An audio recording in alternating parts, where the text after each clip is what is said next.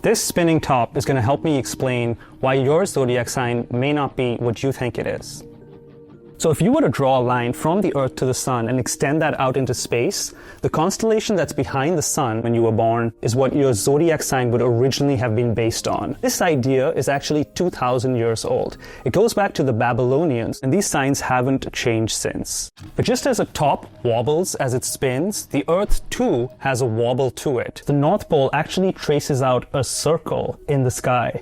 It takes about 26,000 years for it to complete one full circle. And that means, from our perspective here on Earth, the stars are shifting ever so slowly. It takes about 72 years for the stars to shift by 1 degree.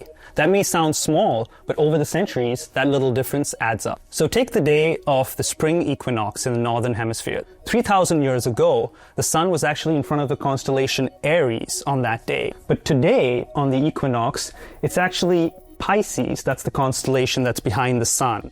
My colleagues and I put together some graphics to show you what I found.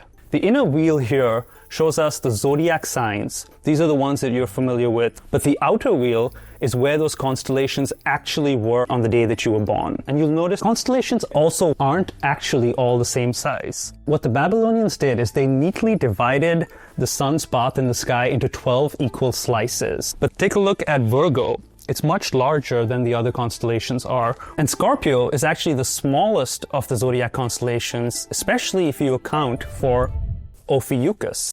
Ophiuchus is the 13th zodiac constellation according to astronomers. The Babylonians actually didn't include Ophiuchus in their zodiac sign, so they only had the 12. So that means if you were born in early December, you probably think that you're a Sagittarius, but the sun was actually in front of Ophiuchus when you were born. So that would make you an Ophiuchian. So whether or not you care about horoscopes, you probably know your zodiac sign. What you might not know is that this sign is actually 2,000 years out of date.